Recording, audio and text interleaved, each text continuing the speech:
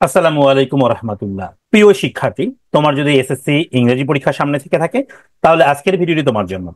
আমি এখন তোমাকে সাজেশন দিব আনসিন ক্লাস। ওকে, এই আনসিনের মার্কস থাকবে 15। 15 যদি তুলতে চাও তাহলে এই ভিডিওটি তুমি শুরু থেকে শেষ পর্যন্ত দেখে যাও। শুধু এই 15 না, সিনে তোমাদের থাকবে হচ্ছে 17, 17-এর মধ্যে 10, সেটা কনফার্ম।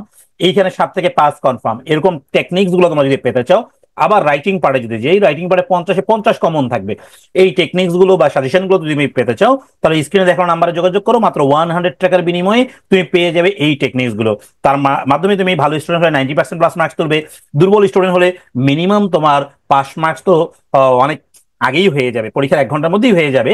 তুমি 50% প্লাস মার্কস অর্জন করতে পারবে। সো চলো তোমাকে বুঝিয়ে দিচ্ছি আমি কিভাবে তোমাকে কি করতে হবে, সামারিটা লিখতে হবে। দেখো, সামারি রাইটিং এর জন্য আমি যে ফরম্যাটটা দিয়েছি এটা পরীক্ষিত, 10-এ 10 আসবে, কোনো আলোচনা নাই।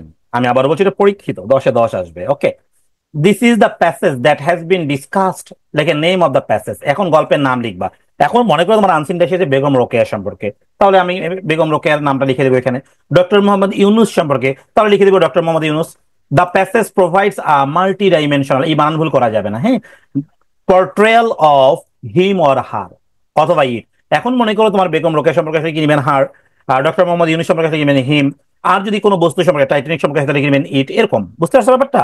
সো কি কি প্যাসেজ আসবে তার উপর। তাহলে আনসিন কি আর সাজেশন লাগে বলো? আনসিনে 15 পাওয়ার টেকনিক্স আমি তোমাদেরকে শেখাবো। তো 15 পাওয়ার টেকনিক্স যদি তুমি শিখে যাও তাহলে তোমাকে কখনোই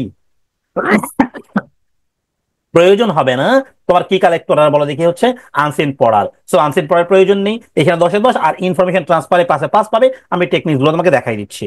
ওকে, the writer of the passage presents that, লিখে 3 ইম্পর্টেন্ট লাইনস। এই 3টে ইম্পর্টেন্ট লাইন বুঝবে কেমনে, এগুলো বোঝার জন্য তোমাকে নোটগুলো কালেক্ট করতে হবে। আর নোটগুলো কালেক্ট করার জন্য স্ক্রিনে দেখানো নাম্বারে যোগাযোগ করো।